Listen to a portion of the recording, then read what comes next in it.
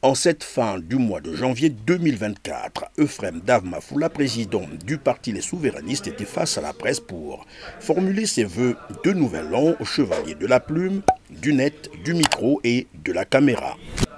Une occasion qui lui a permis de passer en revue les 3 dernières années de la gouvernance Sassou Nguesso.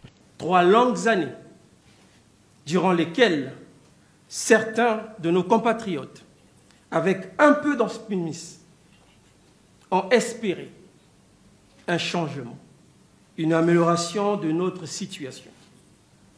Mais au lieu de cela, nous avons vu, et nous en sommes témoins, que notre pays sombre dans la détresse. Le despote Denis Sassou Nguesso, rappelons-le, rempile pour une 40e année au pouvoir sans partage. Un bilan totalement négatif, incapable d'offrir aux Congolais le minimum vital. L'accès à l'eau potable et à l'électricité demeurent encore une gymnastique. L'éducation et le sport sont en crise. L'insécurité règne en maître. La pauvreté ne cesse de s'installer de plus en plus dans nos foyers. Que dire de l'eau et l'électricité, qui sont pourtant 2 ressources essentielles à la vie humaine, mais qui demeurent souvent rares dans les grandes villes comme Brazzaville et Pointe-Noire. Les inégalités se creusent davantage. Les scandales politiques et les affaires de corruption se multiplient. Euphrem Dav Mafoula dénonce également une gouvernance basée sur des slogans sans suite.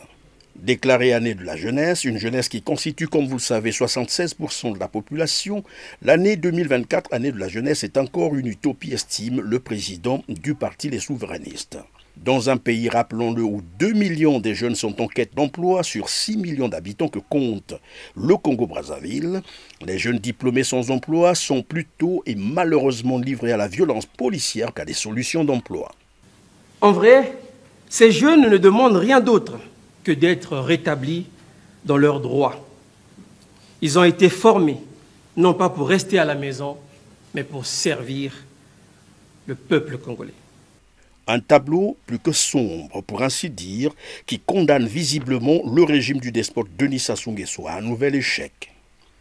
La libération des prisonniers politiques principalement, le général Jean-Marie Michel Mokoko et le député André Okombi Salissa étaient également au cœur de cet échange avec la presse.